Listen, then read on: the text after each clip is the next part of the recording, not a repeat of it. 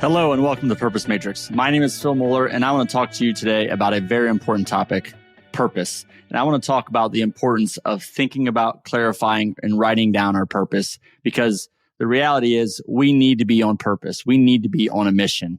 A lot of us are pursuing goals and maybe results and outcomes, but we don't have the bigger view or the bigger mission in mind. We're focused on the micro, but we're not focused on the macro, the bigger picture. And we need to know the bigger picture and what we're pursuing. I believe that we need to be purposeful and intentional in every single area of life. I'm going to reference a couple of quotes from some of my favorite authors. First, there's a famous quote from Mark Twain that says, "The two most important days of your life are the day that you're born and the day that you find out why." I love that quote. And we're going to talk today about how we can help you find your why, at least get you on the right path and the right journey to do so. The other quote I like is from Matthew Kelly, a favorite author of mine who wrote the book, The Rhythm of Life. I have it here on my bookshelf. If you're on YouTube, you can see that. But basically, what his quote is, "A great purposelessness has descended upon our modern culture. Our essential purpose is to become the best version of ourselves." And I think that's so important and so profound. And really, it's very holistic. It's very generalized because, if we can just be the best version of ourselves in what we want to be and who we want to be, I think there's no better pursuit than that. And we'll talk about the different layers and levels of that throughout this discussion. But look, this isn't hard to do. This isn't easy to do. It's hard to do. It's hard to get our minds around purpose. It's such a big topic. So I want to try to break it down a little bit and simplify it and help you think about an analogy of how we can compare goals to purpose, goals to mission. And then give you some actionable steps and some questions to think about on how you can help find your purpose, whether that's your biggest purpose for spirituality, if that's for family, for health, for work, for your financials, for your professional life. We're going to talk about all those things today and hopefully give you some guidance on how you can help figure that out. Or at least, again, as I said, get on the journey of figuring that out. That's our goal today. So I want to talk about goals versus mission. I just heard this on a podcast where they were talking about, are you on a mission? Are you pursuing goals and pursuing outcomes? Are you chasing something? I'll use chasing goals, or pursuing mission is maybe a good way to say it. And we need to be pursuing mission with goals guiding us along the way. I'll talk about football. In sports, I think, are a great analogy here. But, in football, if it's a good coach, a great coach like a John Wooden, who's a basketball coach, but I think very, very highly of him and what he did and what he was all about. So I'll reference him. He was on a mission and he got the results, but he was on a mission. I'll come back to what that was, or what his mission was a little bit later. But a lot of times we think about our goals. So like for me, we'll use football throughout this conversation. Maybe we have daily goals. Let's just call those like first downs. We're trying to get first downs. We have a strategy for those. We have a game plan. We understand the defense are going to play, what offense, we're going to use our best players, our best plays. We're going to make adjustments throughout, but we're going to try to get first down. So those are our daily goals, right? Our weekly goals, we might set weekly goals. I want to do this so many days this week, or I want to work out this many times, or I want to, pray this many times. I want to hang out with my kids for 1 hour, each of my kids 1 hour each, a different night of the week, which, by the way, that's harder to do the more kids you have, but I digress. But maybe our weekly goals are like, a possession or a touchdown. We want to win that quarter of the game. And, our strategy for that is similar, but there's a little bit more to it. We have, offense, we have to be thinking about a whole series in the play calling. How does defense impact the offense, special teams? How do different areas of life impact our professional goals? Does health impact our professional goals? So we're starting to think a little bit bigger when we think our weekly goals are how to get the touchdown. So now if we go to what are our monthly goals? Well, let's compare that to, the month is a game. Let's win the game. We need to win the game. So now our strategy is even slightly different than just this possession or scoring a touchdown. We don't want to show much on certain plays. We don't want to give away what we're doing. We want to keep the players fresh throughout the game. We want to sub people in and out a lot. There's all kinds of different and new strategies as we get into the longer term or the bigger goals, right? So you can kind of see where this is going for our lives. We have to be thinking about the long term, but bring it back to our short term and what we need to do today. So we need the long term, the micro and the macro to be connected here. So now if we go to our quarterly goals. Maybe we set quarterly rocks for ourselves personally or for our business, which I encourage you to do, and have a process to hold yourself accountable for those. But maybe that's like a quarter of the season, a half of the season, maybe the second half of the season, maybe even the playoffs. But now we're thinking about things like, okay, our player health, our development, our strategy for different positions throughout the year, and what players are going to do. What's our practice schedule, and what days are rest days, film days, full contact days, things like that. So our practice routine, and then also who are the leaders in the clubhouse? What is the culture we're building? Things like that. So again, each level here, we're getting bigger. So our annual goal, in football, we want to win the Super Bowl. That's our goal. Every single year is for this year, we want to win the Super Bowl. That's our goal. If we're playing NFL football. And again, our strategy gets a little bit bigger. The culture, the practice strategy, player development, but coaching, the coaching staff. How are we scouting teams? Every single time there's new layers that come in. So that's really our annual goal. But now if we think a little bit bigger for a football program, how are we going to build our 3 to 5 year plan? And really, I think our goal from a football perspective is we want to build a sustainable winning program. And if we want to do that, we want to, scouting, player development, the draft, all the coaches we're hiring throughout, our general manager, all the different office, back office staff, everything. Who are the mentors we're bringing in? We're probably bringing in leadership speakers and other, consultants to come in and help out the players, health and nutrition. There's all kinds of things we are doing to build a winning program. And we need to be thinking about these bigger picture, more macro things in our businesses and in our personal lives as well. But what we really want to be doing that guides all of our goals and how we set goals is, what is the mission we are on? What is our purpose? And I'll switch back now from football to John Wooden.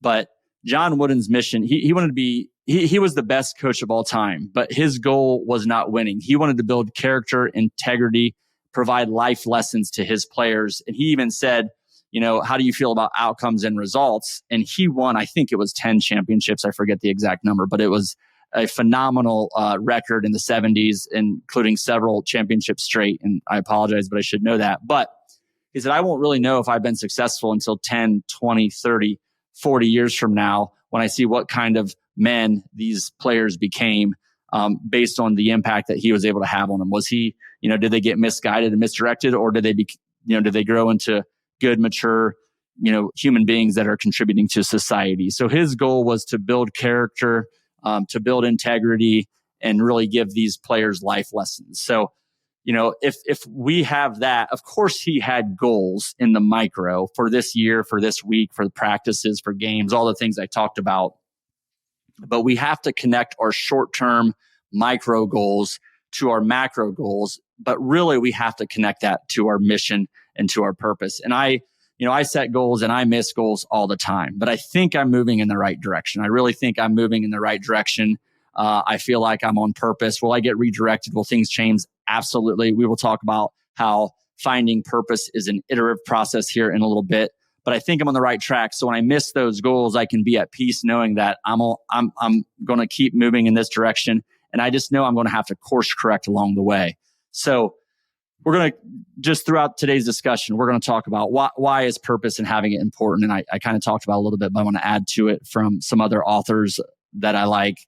We're going to talk about how to find that. There's 3 different models that I'll reference on how to find our purpose. And again, this will be applied to you professionally or you personally. You should be thinking about this, how we align our purpose in the different areas of life, which is so, so critical. And how if you do that, you will be better in every area of life. It's not going to, they're not going to hurt each other. They're actually going to support each other.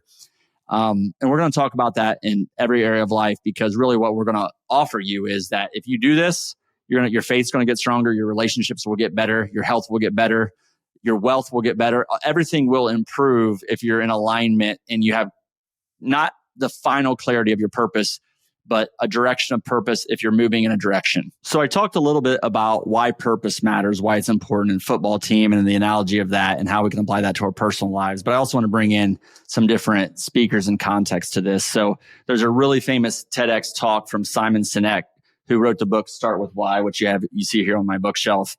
And he has like a 20-minute TEDx talk. I'd really encourage you to check it out. But he talks about how people and organizations thrive when they know their why before their how and their what. And he has these, what he calls the golden circles: why, how, and what, and how you need to start with why. And I think that's so important, because if you know your why, but you may not figure out your how or your what, or those may change. But if you're pursuing a why, then you're on the right track. And again, your why can even change, but really your how and your what should be guided by your why, where most of the time, most organizations and most people, quite frankly, they do it the other way around. So for our business, what we're doing, our mission is to leverage real estate to do good in many ways. So the why of that is do good in many ways. The how of that is through real estate and through business. We're going to leverage that. We're going to leverage the relationships we have,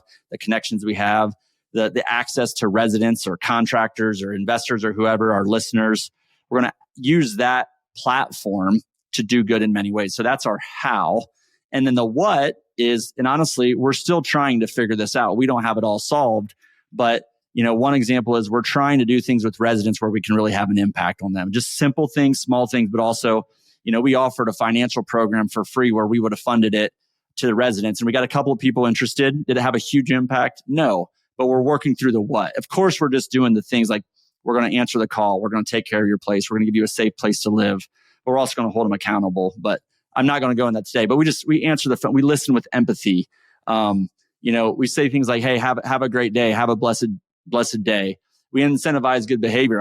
We had a walkthrough today, and I was like, hey, we need to send that lady a follow-up. She was so nice. There was a maintenance item that came up the day before. She was super appreciative, super thankful, complimenting the maintenance person, our maintenance team member. Like, hey, let's just send her a thank you for being so positive and helping the overall culture of the community that we have. So there's just small things that you can do to incentivize good behavior. And we have this platform to do good in many ways. So we're trying to seek everyone. We're trying to impact everyone that we touch. But our how and our what, we don't have that all solved, but we know why we're doing what we're doing. And there also can be things, there's also financial opportunities from what we're doing and good things that we can do from that as well that we'll talk about. So, but I think as a business, if we do this, the financials will work out just fine. I mean, that's probably the main point and we'll talk about the different models and how you build this together. But if you do the right things, if you just answer the phone, if you just treat people well, your business will probably do well. Not a guarantee, of course, but it'll probably work out pretty well. And I think in life, if you do this too, life will work out well for you, if I'm being completely honest. So there's 3 different models now I want to reference for how to find your purpose. And I encourage you to write these 3 things down because they're from 3 very credible sources, but they're very similar. So that's why I think it's worth taking note of. So first, Matthew Kelly, I referenced in Rhythm of Life. He says there's this intersection of your desires, your talents, and your needs. Second, Jim Collins in his book, Good to Great, this is more of a business perspective, but he says the intersection of your passions, what you can be best in the world at, and your economic engine. So you can see the similarities. And then there's also this model, and I'll try to say this, but it's a Japanese model called the Ikagawa, which is what you love, what you're good at, what the world needs, and then what you can be paid for. And really the summary is there's 3 things that come up over and over again there. The first one is your passion, desires, or what you love to do. So that's the first question is like, what do you love to do? And if you're not doing things you love to do, you need to find things you love to do. The second one is, what are you uniquely good at? What are your talents? What can you be best in the world at? This is for you personally and professionally. What are you good at? All 3 models have those items. And the final one is, what does the world need? What are the needs? The other one, it says needs or economic engine, which also, if you bring value, if you bring value to what the world needs, you will get paid for it. It can drive your economic engine. So a lot of similarities. And especially if you don't have this if you haven't thought about this for your business, I really encourage you to get clear on your why and your mission for your business. But also personally, and from a personal perspective or from a professional perspective, or how your purpose for serving others, for serving the world, for serving God, whatever it is for you. I think these are great questions to be asking yourself.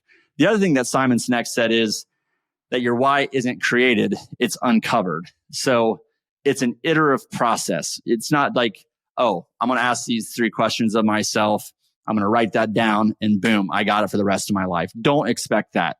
What you need to do is be content with moving in the direction. Write it down and move in that direction and use the iterative process that we have that we'll talk about. Matthew Kelly in his book said, it's an iterative and lifelong process. We must continue to ask why, put others first, and make our purpose in any area of life bigger than ourselves. That's a direct quote from Matthew Kelly. I love it. And it ties to what we're trying to convey to you in the Purpose Matrix so much. And the iterative process for us, first, I think it was Matthew Kelly that talked about it, but it's the iterative process is about purpose, mindset, and action. And it's, if that sounds familiar, the acronym PEACE that we have, purpose, education, and association, that's building the mindset. And then courage and example, that's putting it into action. So I think it's just important because I think we make purpose such a big thing, and it is big. But because of that, it's hard to put it into action or know what to do next. And the next step is ask yourself the 3 questions we talked about, write that down, and then figure out, how can I educate myself on this? Who maybe can help me do this? What are 1 or 2 courageous actions I can take to move in this direction? How can I be an example and show others how to do this once I've done it? So if you start to do those things, that process then will say, oh, well, I did that. I learned from that. I'm actually going to adapt my purpose statement a little bit and adjust it for my business or for me personally. And I'm going to go through that again. I'm going to keep educating myself. I'm going to keep hanging out and associating with people that are living purposefully, especially in the area of life you're thinking about. And I'm going to keep learning from them and growing. And I'm going to keep doing courageous things that I think are in the right direction. And again, you don't have to have it all figured out, but you have to act. You have to have the courage. You have to start the process. So the other thing that Matthew Kelly talked about, and what I'll talk about now, is we really need to make our purpose professionally or for different areas of life bigger than ourselves. If it's just about ourselves, it's not going to provide peace and joy. It's going to be empty. The other thing is we need to align our purposes in different areas of life around each other and in support of each other. True peace, so Matthew Kelly said this, true peace is found when we put spirituality first. In my opinion, all of our different purposes, if we align it with our spirituality, that is when we can really get true peace. I couldn't agree more with his statement there. And I say put spirituality first and line the different areas of life to support that. And the matrix does that. So one example of how we align this is, okay, what is our purpose for money, or what is our financial purpose? What are we trying to do with money? Why do we work, or why do we want to make money? And of course, there's Maslow's hierarchy that talks about needs and the different levels. Here's a potential progression of like what a purpose for work might be. It's like, I want my spouse to be able to work less, or I want my spouse to be able to be home at the kids more, or I want to be at home. I want to have more flexibility. I want to work less and be at home more. Then maybe it evolves. We do that and we learn from that. We grow from that. We're like, you know what? I want to do a little bit more from a work perspective. So maybe I want to build a business that I can do full time, that I can just focus on that. That's really, if I can do that, I can really serve and support our family, not just myself, but our family, our children. We can travel more. Or maybe I want to build a business where, maybe I can be financially free for our family and we just have total flexibility and we can do whatever we want. Which, by the way, if you do that and you have the ambition to do that, I think you'll end up really finding your purpose. I would also say that if you have a clear purpose on what you want to do professionally, you're much more likely to get there financially. Just like we talked, like financials generally follow a bigger purpose very, very well. Maybe you want to build a business that can develop others, help them learn, help them earn. But from a financial perspective, and then maybe you want to build a business that allows you to donate to others, or maybe your team members that are making money can donate to others, or you can donate as a company to other organizations, or just bigger causes bigger than yourselves. So you can see how, depending on your age and stage of life and where you're at and your financial stage, how this can evolve over time. And that's completely okay. But I would just like, what is your next purpose? What are you trying to do next from a financial perspective? And then you can apply this kind of iterative process to every area of life. And like financials, Okay, well, I want to do this. Okay, how do I educate myself? Who do I associate with? What are the courageous things I need to do to go after that? What is the example I'm leading when I'm doing that? And then you can apply this to any area of life. We talk faith, family, finance, fitness, but we can do this with our friends. We can do this. Hey, I want to be a better leader. Okay, I'm gonna follow this process for leadership. You could do this. If you want to be a better coach or better at sports, if you're younger or in sports, whatever your career. If you want to be a better teacher, you name it. You put that as a column, and you go through this process. And it can make you much better and live more purposefully within that domain, within that area of life. So there's that's how we follow the process, and that it's iterative. And then the important thing is, and as Matthew Kelly said, like ultimately we need to align our different areas of life with faith, in my opinion, faith and spirituality being our primary purpose.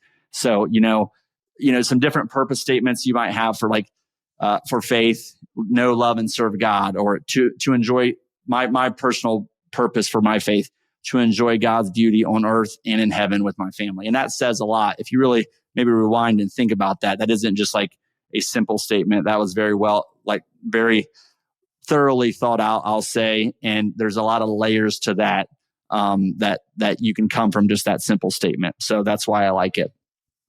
From a family perspective, I just could be simple as I want to raise good kids. I want to raise kids that contribute to society.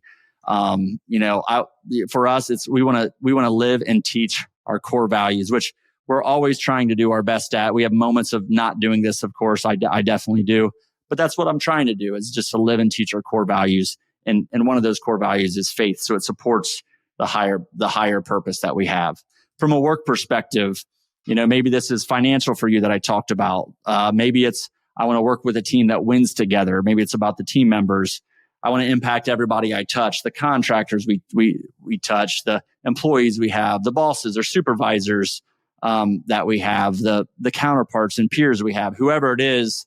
I just want to impact them and just leave. I had a boss in my prior career. His kind of statement was, I want to leave my mark. Like I want to leave a positive imprint wherever I go. Or we had a recent podcast or guest on our show that talked about he wants to leave a wake, like a wake boat, but he wants to leave a positive wake on people. He wants to have a positive impact on people. So maybe you want to give, maybe you want to donate, support others financially, as I talked about.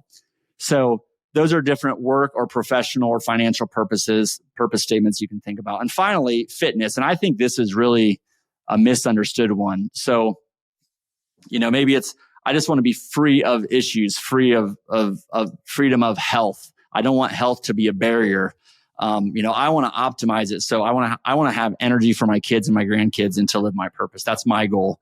But I think so many people just misunderstand health and fitness because they don't understand the importance of how it makes them better in every area of life. So that's where some people would say put health first.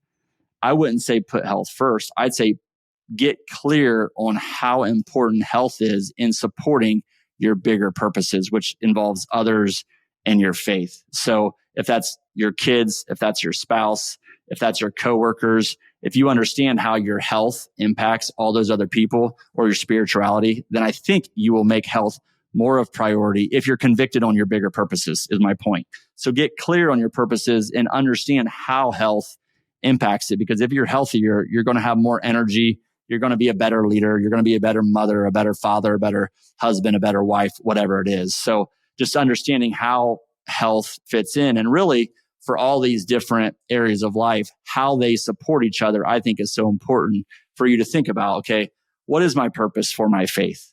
How does it impact my family? How does my purpose for my family impact my faith?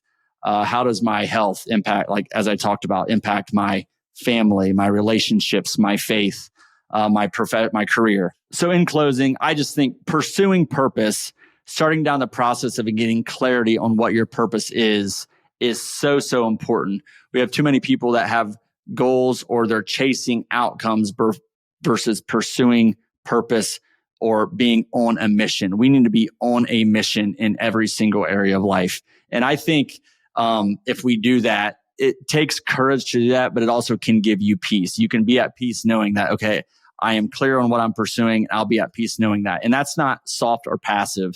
That's bold. That's purposeful. That's, that is not a soft word. That is a courageous thing that we need to be doing. So for you, what are the steps forward? Start with your why. Just get that, always put that first. Apply the iterative process. You can use the PEACE framework. If you have a different framework, that's fine. But get clear on your purpose, educate yourself, associate with others, have the courage to act and be an example to others. And just start, just go. And the next quarter, review it, see how you did, see if there's any adjustments you should make. Write down a purpose for every single area of life and kind of put them in a row as the major, but put them in a row next to each other. And how do they support each other? Are they in alignment with each other? What is your purpose for your career? What is your purpose for your health or your family? What are you trying to do there? Start with why.